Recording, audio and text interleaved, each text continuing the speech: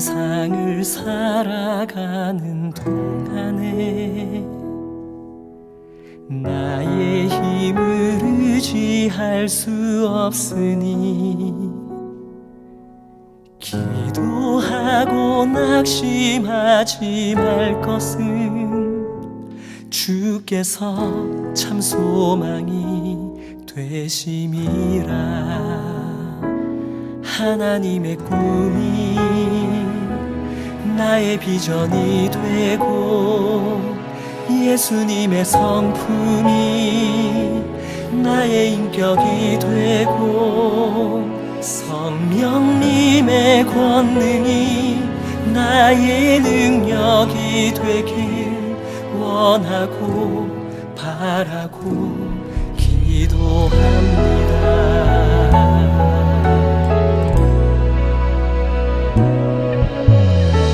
세상을 살아가는 동안에 나의 힘을 의지할 수 없으니 기도하고 낙심하지 말 것을 주께서 참 소망이 되시리라.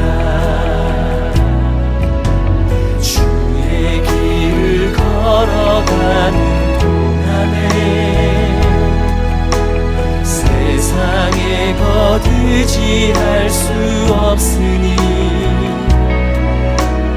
감사하고 낙심하지 말 것을 주께서 참 기쁨이 되시니라. 하나님의 꿈이 나의 비전이 되고 예수님의 성품이 나의 인격이 되고 성령님의 권능이 나의 능력이 되길 원하고 바라고 기도합니다.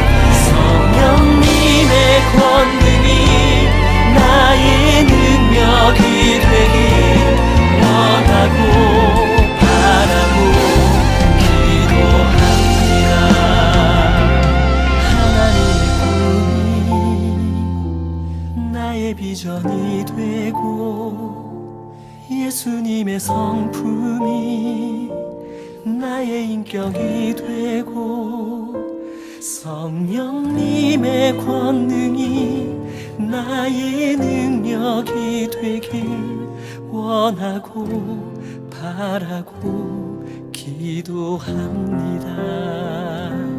하나님의 꿈이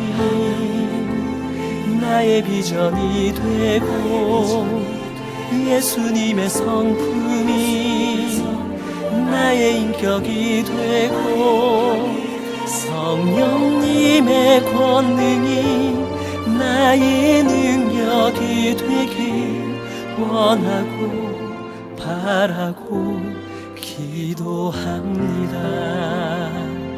원하고 바라고 기도합니다. 원하고 바라고 기도합니다.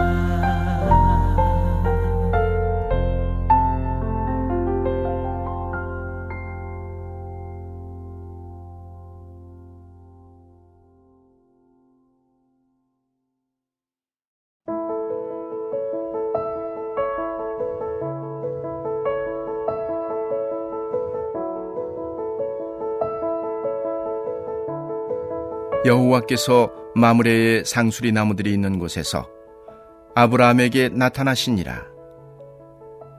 날이 뜨거울 때에 그가 장막문에 앉아 있다가 눈을 들어 본즉 사람 셋이 맞은편에 서 있는지라. 그가 그들을 보자 곧 장막문에서 달려나가 영접하며 몸을 땅에 굽혀 이르되, 내 주여, 내가 주께 은혜를 입어 싸우면 원하건대 종을 떠나 지나가지 마시옵고 물을 조금 가져오게 하사 당신들의 발을 씻으시고 나무 아래에서 쉬소서. 내가 떡을 조금 가져오리니 당신들의 마음을 상쾌하게 하신 후에 지나가소서. 당신들이 종에게 오셨음이니이다. 그들이 이르되, 네 말대로 그리하라. 아브라함이 급히 장막으로 가서 사라에게 이르되, 속히 고운 가루 세스알을 가져다가 반죽하여 떡을 만들라 하고, 아브라함이 또 가축대에 있는 곳으로 달려가서 기름지고 좋은 송아지를 잡아 하인에게 주니 그가 급히 요리한지라. 아브라함이 엉긴 젖과 우유와 하인이 요리한 송아지를 가져다가 그들 앞에 차려놓고 나무 아래에 모셔 섬에 그들이 먹으니라. 그들이 아브라함에게 이르되, 네 아내 사라가 어디 있느냐? 대답하되, 장막에 있나이다. 그가 이르시되, 내년 이맘때 내가 반드시 내게로 돌아오리니 네 아내 사라에게 아들이 있으리라 하시니 사라가 그 뒤 장막문에서 들었더라. 아브라함과 사라는 나이가 많아 늙었고 사라에게는 여성의 생리가 끊어졌는지라. 사라가 속으로 웃고 이르되, 내가 노쇠하였고 내 주인도 늙었으니 내게 무슨 즐거움이 있으리요? 여호와께서 아브라함에게 이르시되, 사라가 왜 웃으며 이르기를 내가 늙었거늘 어떻게 아들을 낳으리요 하느냐? 여호와께 능하지 못한 일이 있겠느냐? 기한이 이를 때에 내가 내게로 돌아오리니 사라에게 아들이 있으리라. 사라가 두려워서 부인하여 이르되, 내가 웃지 아니하였나이다. 이르시되, 아니라 내가 웃었느니라. 아멘. 이제 무더웠던 여름도 어느덧 지나가고 벌써 아침 저녁으로 선선한 바람이 불어오는 걸 보니 가을이 성큼 다가온 것 같습니다. 오늘 그 가을을 시작하는 첫날, 이렇게 예배의 자리에 오신 우리 모두에게 하나님의 풍성한 은혜가 충만하시기를 주님의 이름으로 축원합니다. 여러분, 예전에 직장 생활을 연구한 자료를 보니까 회사에서 중요한 자리에 배치되고 또 빠르게 승진하는 사람들에게는 공통점이 하나가 있다고 합니다. 그게 뭐냐면, 그런 사람들은 상사가 언제든지 전화할 수 있고 언제든지 의견을 물어볼 수 있는 사람이었다고 합니다. 또 무슨 일이든 시킬 수가 있고 함께 어디를 가자고 해도 부담이 없는 편안한 사람들이었다고 합니다. 그런데 그들이 상사에게 그런 느낌을 줄 수 있는 것은 자신의 삶의 우선순위가 철저하게 자신에게 맡겨진 그 직책에 최우선순위가 있었고, 자신의 리더가 무엇에 관심을 가지는가에 대해 잘 알고 있었으며 그에 대한 준비가 철저해서 어떤 돌발 상황에도 유연하게 대처할 수 있는 능력이 그들에게 있었기 때문이라고 이야기를 합니다. 그런데 여러분, 이건 하나님께 쓰임받는 사람, 하나님의 약속을 이루는 사람도 똑같다는 겁니다. 그렇다면 여러분은 하나님이 언제든지 찾아오시기에 편한 사람이십니까? 언제든지 의견을 물어볼 수 있는 그런 사람이십니까? 그러려면 우리도 하나님이 관심을 가지는 것에 우리의 관심이 있어야 하고, 하나님의 시선이 머무르는 곳에 우리의 시선도 함께 있어야 한다는 것입니다. 또 아무리 바빠도 하나님이 말씀하시면, 때로는 어려워도, 때로는 손해를 보고 힘들어도 안 된다, 못한다가 아니라 기쁨으로 아멘 할 수 있는 사람, 그런 사람이어야 한다는 것입니다. 그래야 하나님께 쓰임받고 하나님의 약속을 이루는 인생이 되는 것입니다. 그런데 여러분, 오늘 본문에 보니까 우상을 섬기던 집안에서 출발한 아브라함이 이제 그 정도의 믿음까지 올라온 것입니다. 그래서 하나님이 아브라함을 직접 찾아오시는 정말 역사적인 날을 맞이하게 된 것입니다.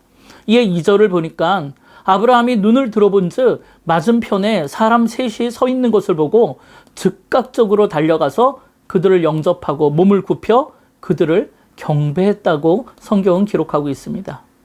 여러분, 이게 무슨 말입니까? 지금 아브라함은 그 나그네들을 보자마자 이분이 하나님이시구나 단번에 알아봤다는 것이죠. 여러분, 참으로 놀라운 일 아닙니까? 아브라함은 하나님을 직접 만난 적이 한 번도 없는데 그들이 하나님이라는 걸 어떻게 알았을까요? 그건 아브라함에게 하나님을 알아볼 수 있는 영적인 눈이 열려있기 때문이고 그는 하나님과 계속해서 교제하며 친밀한 관계를 유지했던 사람이기 때문에 그런 것입니다. 그렇다면 여러분은 지금 하나님과 친밀한 관계를 유지하고 계십니까? 그분의 음성을 계속해서 듣고 있고 그분과의 친밀한 교제를 통해 여러분을 찾아오신 하나님을 단번에 알아보실 수 있겠습니까? 이를 위해 우리는 성령으로 충만해야 할 것입니다.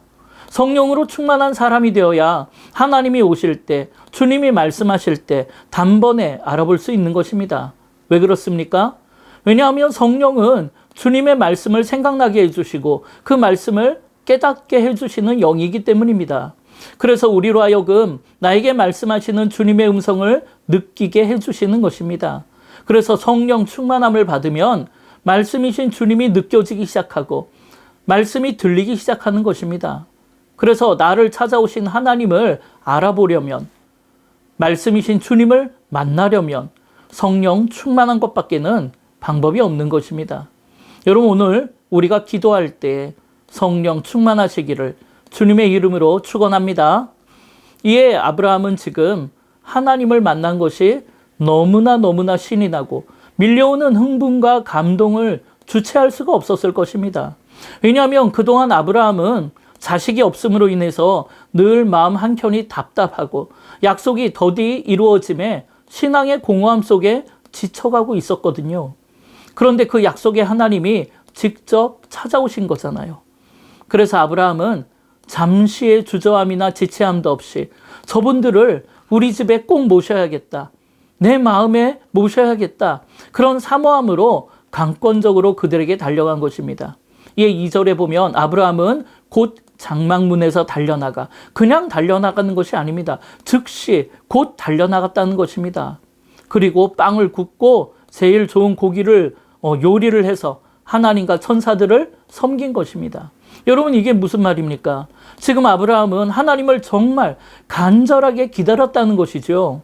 그런데 그 하나님을 실제로 만나보니까 좋아서 어쩔 줄을 모르겠는 거예요. 그래서 자신의 형편에서 최고의 것으로 하나님을 섬긴 것이고, 이런 아브라함의 마음을 하나님께서 기뻐 받으신 것입니다. 이렇게 지금 아브라함은 하나님을 만난 게 정신을 잃을 정도로 너무나 좋은 겁니다. 그렇다면 여러분은 어떻습니까? 여러분도 하나님 만나기를 정말 간절히 사모하며 매일매일 기다리고 계십니까? 그래서 그 하나님을 만나러 오는 이 자리에 오시는 게, 찬양하고 예배하시는 게 어쩔 줄 모를 정도로 여러분도 좋으십니까? 아니면 예배 끝나고 뭘 해야 하고 그 다음엔 어딜 가야 하고, 아니면 일에 지치고 사람에게 지쳐서 그냥 멍하니 앉아 계신 것은 아닙니까? 만약 그렇다면 그런 마음, 그런 믿음으로는 나를 찾아오신 하나님을 만날 수는 없을 것입니다. 여러분, 하나님을 만날 설레임, 하나님을 만나는 기쁨으로 하루하루를 살아가시기를 바랍니다. 그럴 때 말씀이 들리는 것이고 사명이 깨달아지고 꿈이라는 것이 생기는 것입니다. 그래야 지치지 않을 수 있고 결국 약속을 이루는 주인공이 되는 것입니다. 그래서 오늘 본문 10절에 뭐라고 합니까? 그가 이르시되 내년 이맘때 내가 반드시 내게 돌아오리니 내 아내 사라에게 아들이 있으리라는 것입니다. 오늘 하나님께서 아브라함을 찾아오신 목적이 이거였던 것입니다. 하나님을 기쁨으로 맞이하고 하나님과 함께하기를 즐거워하는 아브라함에게 아들을 선물로 주시겠다는 기쁜 소식, 복음의 소식을 전해주시려고 하나님이 직접 찾아오신 것입니다. 그런데 여러분, 12절에 보면 문 밖에서 이 소식을 함께 듣고 있던 사라는 속으로 웃었다라고 성경은 기록하고 있습니다. 왜냐하면 인간적으로 생각해 볼 때 아브라함은 나이가 많아 늙었고 자신은 임신할 수 있는 몸이 아니기 때문입니다. 여러분, 지금 아브라함은 하나님을 만나고 가슴 벅찬 약속을 들어서 기쁨으로 막 마음이 설레이고 기쁨이 넘쳐 흐르는데, 사라는 지금 내가 아이를 가질 수 없는 상태인데 내게 무슨 즐거움이 있겠느냐고 말을 합니다. 그러면 여러분, 사라가 이런 반응을 하는 이유가 무엇입니까? 그녀가 믿음이 없어서입니까? 물론 그것도 맞는 말이지만 더 정확하게 말하자면 아직 그녀는 하나님을 인격적으로 만나지 못했기 때문입니다. 그러니까 하나님을 바라볼 수도 믿을 수도 없는 것입니다. 그동안 그녀는 남편이 그렇다고 하니까 그런가 보다 했지, 그녀는 실제로 하나님과 교제해 본 적이 없습니다. 그러니까 자꾸만 인간적인 생각으로 판단하고 세상의 기준을 따라 늘 부정적이고 불신앙의 말을 하는 것입니다. 이렇게 하나님을 만나지 못한 삶은 약속의 말씀을 믿지 못하고 의심하게 됩니다. 상황과 형편을 바라보면서 조롱과 비웃음을 짓는 것입니다. 우리도 보면 겉으로는 주님을 믿는다 하면서 이게 하나님의 약속인지 아닌지도 분별하지 못하고 모든 일을 내 경험과 지식으로 판단하며 이건 이래서 안 되고 저건 저래서 안 된다고 합니다. 말씀 앞에서는 아멘 하면서 고개를 끄덕이고 있지만 정작 행동으로는 아멘하지 않습니다. 이게 바로 사도 바울이 경고한 경건의 모양만 있고 경건의 능력은 없는 사람들인 것입니다. 그런데 그렇게는 절대로 약속의 주인공은 될 수가 없습니다. 여러분도 약속의 주인공, 간증의 주인공은 되고 싶으시잖아요. 그렇다면 불신앙의 웃음을 그치고 능력의 하나님을 신뢰하시고 바라보시기 바랍니다. 이에 하나님께서는 14절에 뭐라고 하십니까? 여호와께서 능하지 못한 일이 있겠느냐?